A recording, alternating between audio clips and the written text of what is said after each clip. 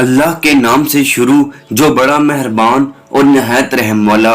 دوستو، اللہ نے حضرت آدم علیہ السلام سے لے کر حضرت عیسیٰ علیہ السلام تک جتنے بھی نبی اس زمین پر بھیجے ہیں سب کو اپنے اپنے معجزات دیے ہیں، لیکن قربان جاؤں آپ کے آقا اور میرے آقا و مولا حضرت محمد مصطفیٰ صلی اللہ علیہ وآلہ وسلم کی ولادت پر، جب آپ صلی اللہ علیہ وآلہ وسلم کی ولادت ہوئی اور اس سے پہلے بھی اللہ نے بے شمار معجزات آپ کو عطا کیے، جس سے آپ صلی اللہ علیہ وآلہ وسلم کے سب نبیوں سے اعلیٰ ہونے کا پتہ لگتا ہے۔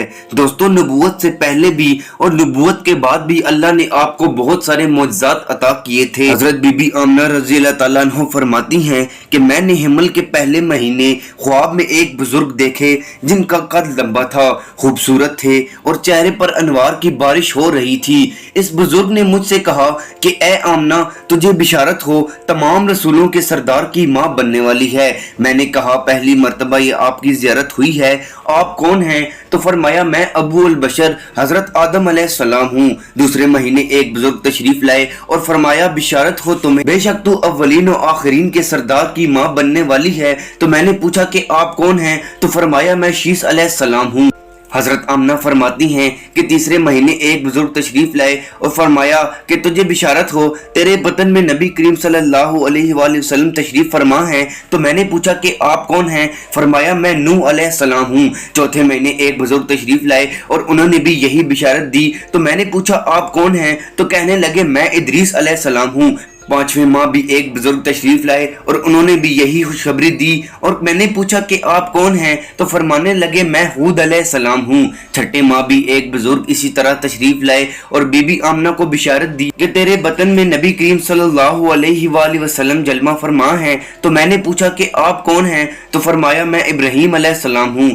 ساتویں ماہ بھی ایک بزرگ تشریف لائے اور انہوں نے بھی آ کر یہی بشارت بی بی آمنہ کو دی۔ تو بی بی آمنہ نے پوچھا کہ آپ کون ہیں؟ تو فرمایا میں اسماعیل علیہ السلام ہوں۔ آٹھویں مہینے بھی ایک بزرگ اسی طرح تشریف لائے اور آپ کو یہی بشارت دی جو تمام انبیاء کرام کے بعد تشریف لائیں گے۔ تو میں نے پوچھا کہ آپ کا نام کیا ہے؟ تو انہوں نے بتایا کہ میرا نام موسیٰ ہے، میں موسیٰ علیہ السلام ہوں۔ نویں مہینے بھی ایک بزرگ تشریف لائے، فرمایا آمنہ تو خوشی منا کہ حضرت محمد صلی اللہ علیہ وآلہ وسلم آپ کے شکم ادخر میں تشریف لے آئے ہیں۔ میں نے پوچھا آپ کون ہیں؟ تو فرمایا میں حضرت عیسیٰ علیہ السلام ہوں۔ یہ شان تھی آقا و مولا حضرت محمد صلی اللہ علیہ وآلہ وسلم کی۔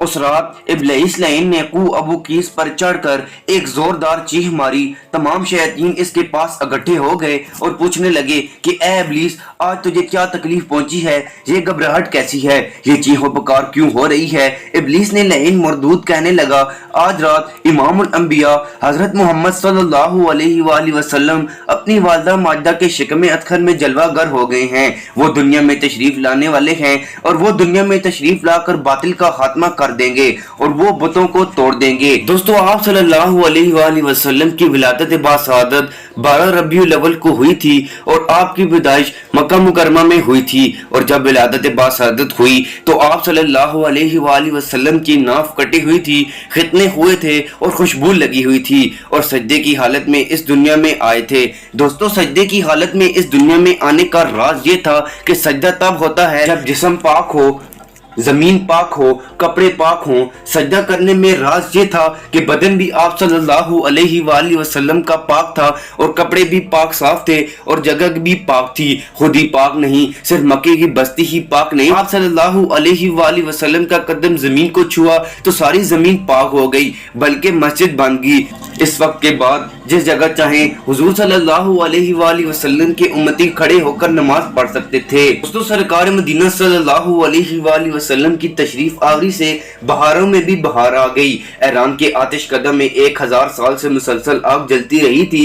ایرانی اس وقت آتش کدہ تھے، آگ کی پوجا کرتے تھے اور آگ کو ہی وہ خدا مانتے تھے۔ ایرانیوں کا ایک حفاظتی محکمہ تھا جو ہر وقت آگ کی حفاظت کرتا تھا۔ تیز ہوا چل جائے یا بارش کا امکان ہو تو ایرانیوں کو فکر پڑ جاتی تھی کہ ہوا اور بارش کہیں ہمارے خدا کو بجھا نہ دیں، اس لیے آگ کو بجھانے کے لیے ان کے پاس بڑے حفاظتی اقدامات تھے۔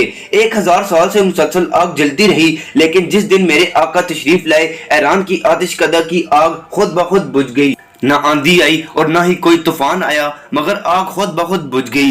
بادشاہ نے نجومیوں سے پوچھا کہ ایسا کیوں ہوا؟ تو نجومیوں نے بتایا کہ آج وہ ہستی دنیا میں تشریف لائی ہے جس کے تشریف لانے سے صرف آتش کدہ ایران کی آگ ہی نہیں بلکہ پوری دنیا کی ساری آگیں ٹھنڈی ہو گئی ہیں۔ شریف میں موجود ہے کہ جب حضور صلی اللہ علیہ وآلہ وسلم کی ولادت ہوئی تو آپ کی خدمت کے لیے 4 جنتی عورتیں آئی، حضرت حوا رضی اللہ تعالیٰ عنہ، حضرت سائرہ رضی اللہ تعالیٰ عنہ، حضرت آسیہ رضی اللہ تعالیٰ عنہ اور حضرت مریم رضی اللہ تعالیٰ عنہ۔ جس کی خدمت کے لیے جنتی عورتیں آئیں ان کی شان کا اندازہ کون لگا سکتا ہے؟ اور دوستو، جب حضور صلی اللہ علیہ وآلہ وسلم پیدا ہوئے تو بی بی آمنہ نے فرمایا کہ خرج منی نور، کہ مجھ سے نور طلوع ہوا، ایسا نور طلوع ہوا کہ میں نے شام کے محلات دیکھ لیے، مشرق و مغرب کے سارے باغات میں نے دیکھ لیے۔